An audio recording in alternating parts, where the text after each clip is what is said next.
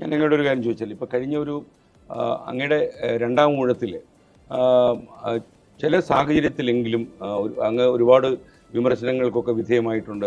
എനിക്ക് തോന്നുന്നു കെ കരുണാകരന് ശേഷം കേരളത്തിൽ ഏറ്റവും കൂടുതൽ മീഡിയ ആക്രമിച്ച ഒരു പൊതുപ്രവർത്തനം അങ്ങാണെന്ന് എനിക്ക് തോന്നുന്നു. അപ്പോൾ അങ്ങനെ അക്രമങ്ങൾ മാത്രമല്ല, അങ്ങാണ് ഇതിൻ്റെ ക്യാപ്റ്റൻ എന്നുള്ളത് കൊണ്ട് തന്നെ അങ്ങേ ആക്രമിക്കുന്നത് നിർദ്ദയമായിട്ട് തന്നെ ആളുകൾ ആക്രമിച്ചിട്ടുണ്ട്. മീഡിയ ആക്രമിച്ചിട്ടുണ്ട്, അല്ലാതെ ആളുകളും ആക്രമിച്ചിട്ടുണ്ട്, രാഷ്ട്രീയ കക്ഷികളും ഈ ആക്രമിക്കുന്ന വേളകളിലൊക്കെ തന്നെ അങ്ങയുടെ ഭാഗം പറയാൻ ഒരുപാട് ആളുകൾ മുന്നോട്ട് വന്നില്ല, സ്വന്തം പാർട്ടിയിൽ പോലും എന്നൊരു തോന്നൽ അങ്ങേക്ക് എപ്പോഴെങ്കിലും ഉണ്ടായിട്ടുണ്ടോ? എനിക്ക് അത്തരം ഒരു തോന്നൽ ഒരിക്കലും ഉണ്ടായിട്ടില്ല. അത് ആവശ്യമായ രീതിയിലുള്ള ഇടപെടൽ എല്ലാവരുടെയും ഭാഗത്തുണ്ടായിട്ടുണ്ട്. അത് ഏതെങ്കിലും തരത്തിൽ ഒരു ഒറ്റപ്പെട്ടു പോയി എന്ന ഒരു തോന്നലും എനിക്കുണ്ടായിട്ടില്ല.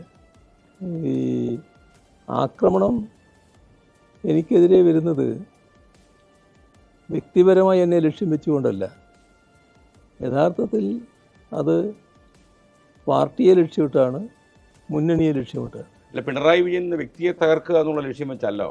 പിണറായി വിജയൻ എന്ന വ്യക്തിയെ തകർക്കേണ്ടത് ഈ പാർട്ടിയുടെ തകർച്ചയ്ക്ക് ആവശ്യമാണെന്ന് കാണുമ്പോൾ അതിനൊരു വ്യക്തിപരമായ ലക്ഷ്യം ഉണ്ടാവും. പക്ഷേ അത് വ്യക്തിപരമായ ടാർഗറ്റ് അല്ല എന്നാണ് ഞാൻ കാണുന്നത്. ഞാൻ എപ്പോഴും അങ്ങനെ അതിനെ എടുക്കാറുള്ളൂ.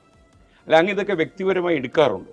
ഇല്ല, അങ്ങയുടെ ഒരു നേച്ചർ ഇല്ല ഇല്ല ഇല്ല എടുക്കാറില്ല. ഇല്ല ഇല്ല അല്ല, കാരണം അങ്ങനെ ഇതിനോടൊക്കെ തന്നെ ഒരു സൗന്ദര്യയുടെ അകലം പാലിക്കാൻ അങ്ങ് മനസ്സിനെ പഠിപ്പിച്ചതാണോ അതോ രാഷ്ട്രീയ പരിചയം കൊണ്ട് അങ്ങനെ ആയിപ്പോയതാണോ? അല്ല, നമുക്ക് ആലോചിച്ചാൽ ഇപ്പോൾ പാർട്ടിയുടെ വക്താവായിട്ട് നിൽക്കുമ്പോൾ അപ്പോഴാണല്ലോ ആക്രമണം വരുന്നത്. ഇല്ലെങ്കിൽ ആക്രമണം ഇല്ലല്ലോ, അതുവരെ ആക്രമണം ഇല്ലല്ലോ.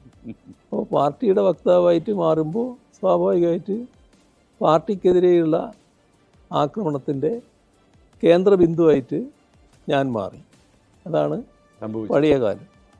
പിന്നെ അത് ഗവൺമെൻറ് എന്ന നിലക്ക് വന്നപ്പോൾ LDF ഗവൺമെൻറ്റിനെ ആക്രമിക്കേണ്ട ഘട്ടം വരുമ്പോൾ അതിൻ്റെയും കേന്ദ്രബിന്ദുവായിട്ട് സാധാരണ നിലക്ക് മുഖ്യമന്ത്രി വരും.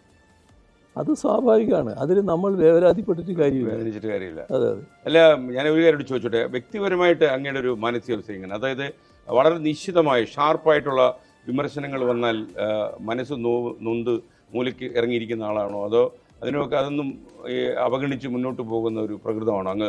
പ്രത്യേകിച്ച് നമുക്ക് കുറച്ചുകൂടെ പ്രായമൊക്കെ കൂടി വരുമ്പോൾ മനസ്സിന് ചില മാറ്റങ്ങളൊക്കെ സംഭവിക്കാമല്ലോ. എനിക്കങ്ങനെ ഒരു അനുഭവം ഇതുവരെ ഉണ്ടായിട്ടില്ല. ഇത് ഏതെങ്കിലും തരത്തിൽ വ്യക്തിപരമായിട്ട് എടുക്കേണ്ട ഒരു പ്രശ്നമായിട്ട് കണ്ടിട്ടേ ഇല്ല. ഏത് കനത്ത ആക്രമണം വരുമ്പോഴും ഒരു ഉൾച്ചിരിയോടെ അതിനെ നേരിടാൻ കാണുക എന്നുള്ളതാണ് എനിക്ക് സാധിക്കും. ലോകത്തെവിടെയായാലും ഏത് സമയത്തും 24 വാർത്തകളും ഓഗ്മെന്റഡ് റിയാലിറ്റി പാക്കേജുകളും എക്സ്പ്ലെയിനറുകളും വിശദമായി കാണാൻ ഞങ്ങളുടെ യൂട്യൂബ് ചാനൽ നിങ്ങൾക്ക് സബ്സ്ക്രൈബ് ചെയ്യാം.